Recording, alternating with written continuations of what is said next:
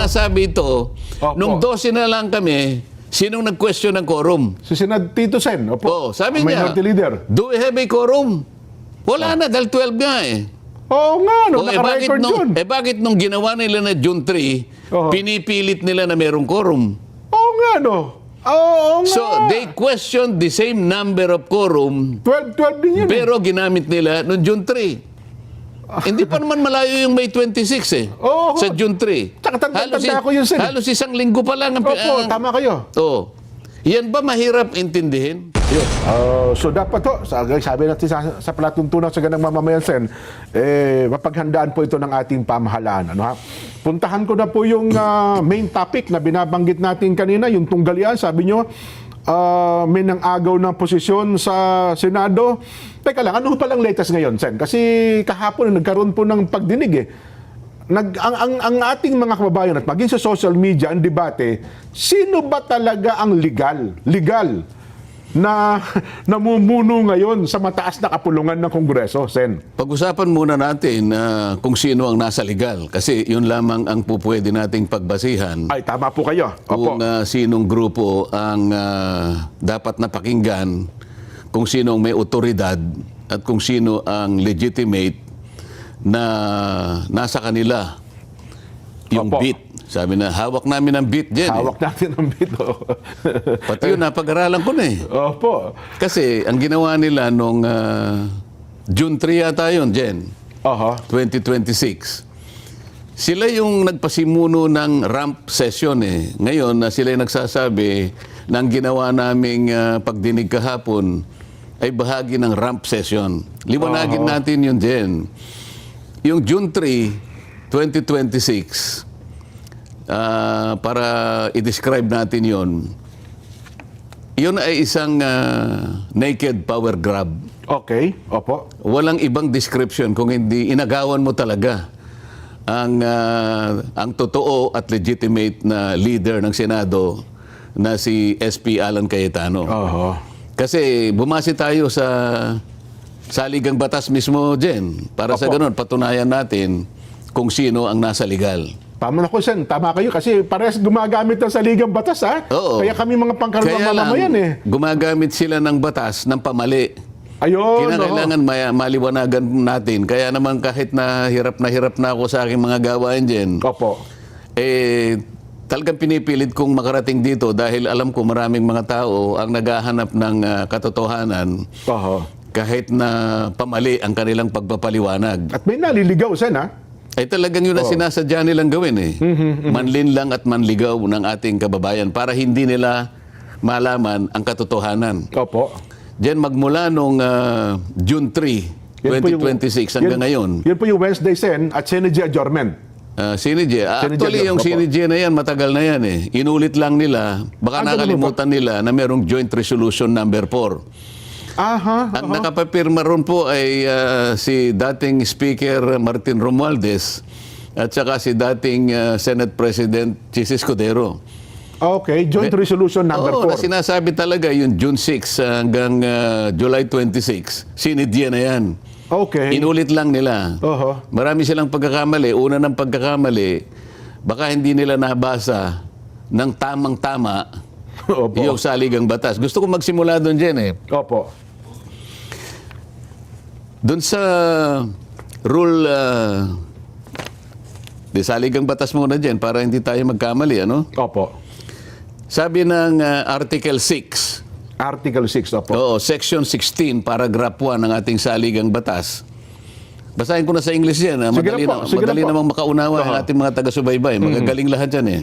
The Senate shall elect its president and the House of Representatives its speaker by a majority vote of all its respective members. All of its respective members. Dalawang chambers kasi ang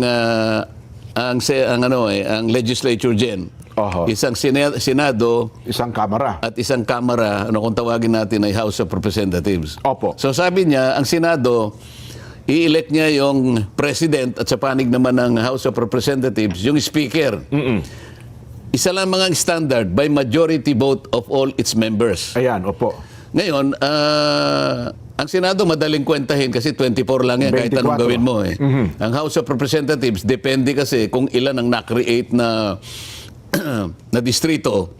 Opo. So naglalaro yan sa between 300 to 310, ano? Yeah. Plus yung yung party list representative. Oh, pero wag Opo. tayong mawawala. Pag-elect ng isang leader ng Senado at saka ng House of Representatives, ang palaging ginagamit ay yung majority of all members. Opo. Of Ngayon- all members. Binibigyan natin yung emphasis yun sa, no? Yung of all members. Oh, Opo. actually yung iba binibigyan pa ng distinction yung of all members saka yung of all its members. Pareho naman yun eh. Okay. Doon sila gumagawa ng kung ano-anong kadahilanan para pilipitin ang nakasiulat na napakasimple. Opo. Okay?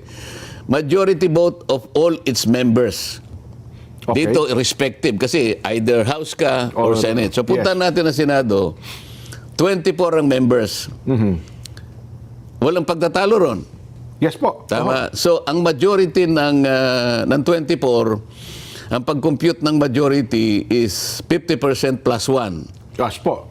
Sa mga tweed, ang kalahati ay 12 plus 1, 13. 13. Oho. Palagay ko doon ay hindi pagsisimulan ng debate yun eh.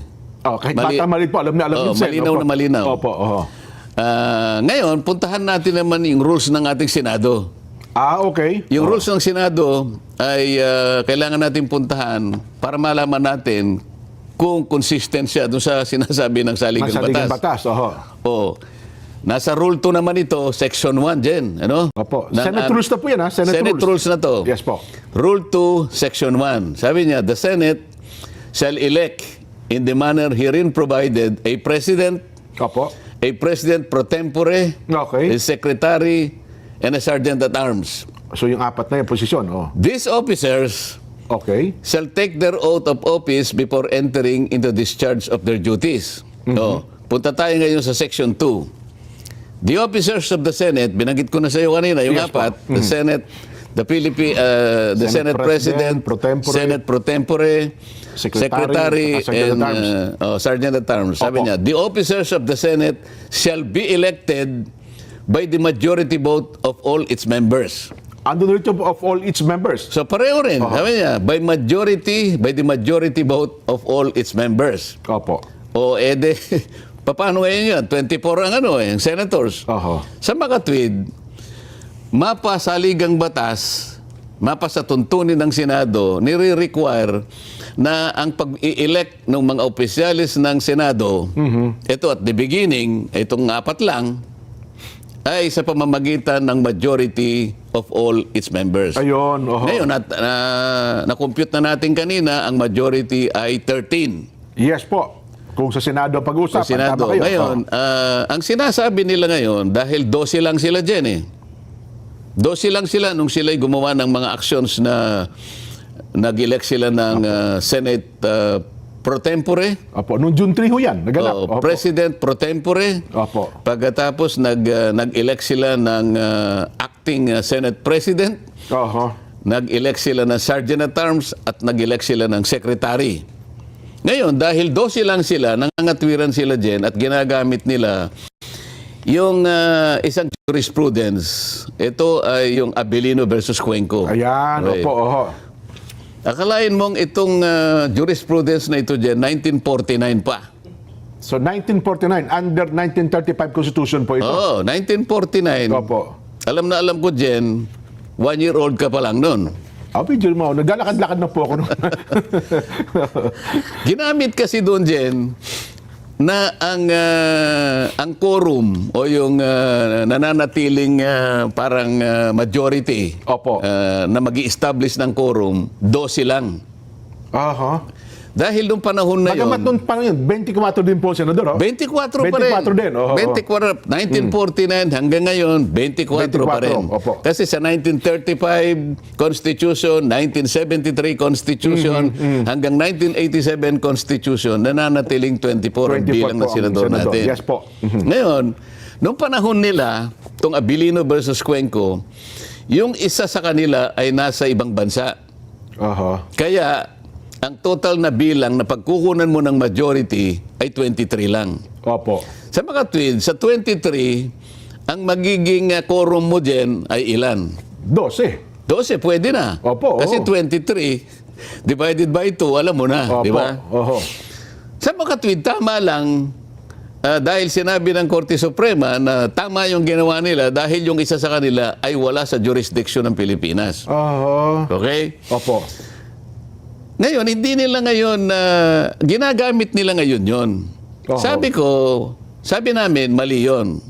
So bukod doon, may ginamit din sila na isang session na noon ay pinangunahan ni Senator Drilon.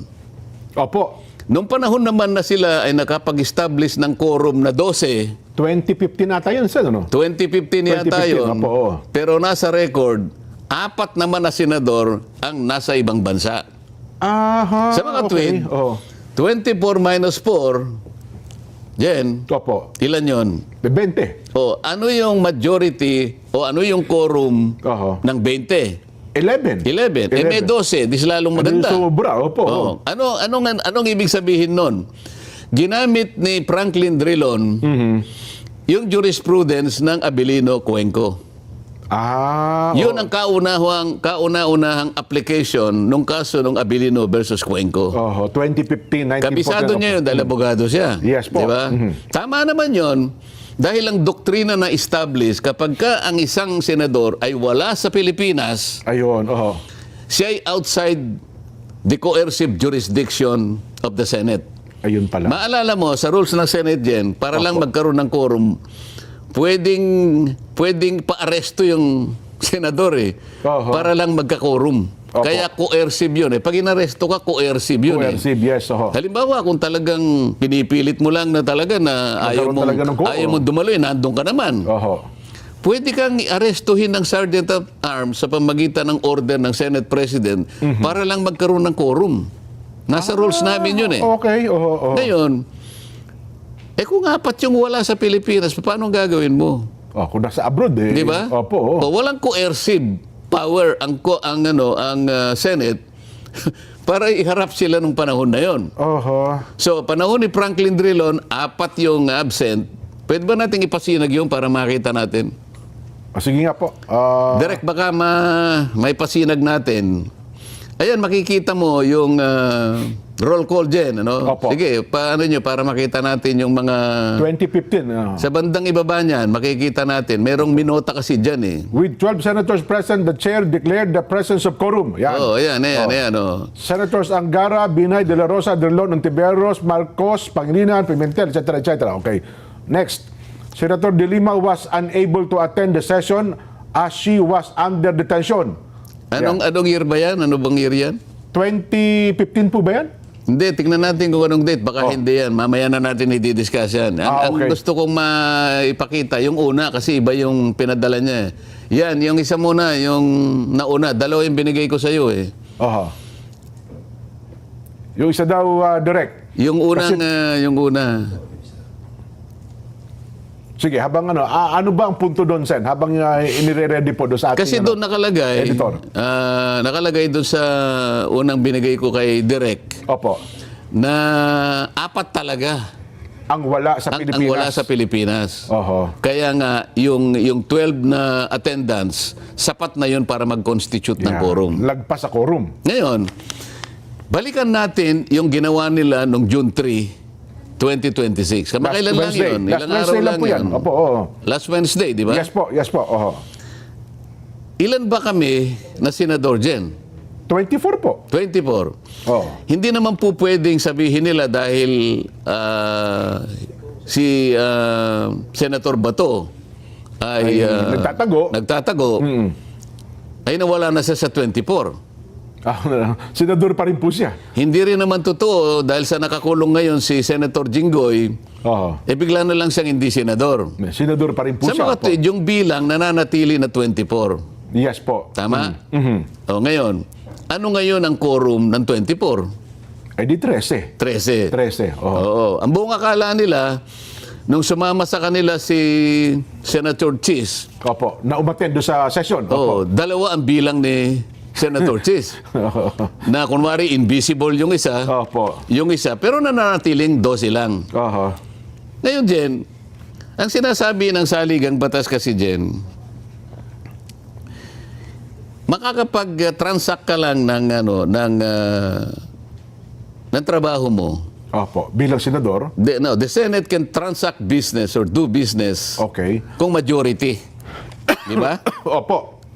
Ngayon, 12 lang yun dyan eh. Mhm. Paano ka ngayon makakapag-transact ng business ng Senado kung wala yung required na mandatory na 13? Oho. Okay. Nag-elect sila ng Senate Senate President pro tempore. 12 lang sila dyan. Illegal yun. Kasi ang kailangan mo talaga ay 13. Oho. Pagkatapos, Ang sabi nila, acting president si Senator Gatchalian. Oho. Paano mo ngayon i-legitimize yung magiging legitimize yung pagkakahirang niya na Senate President? Unang-una, para ikaw para mapalitan mong Senate President, valid yung ginawa niyong aksyon. Oho. Ibig sabihin, 13 sila. Opo.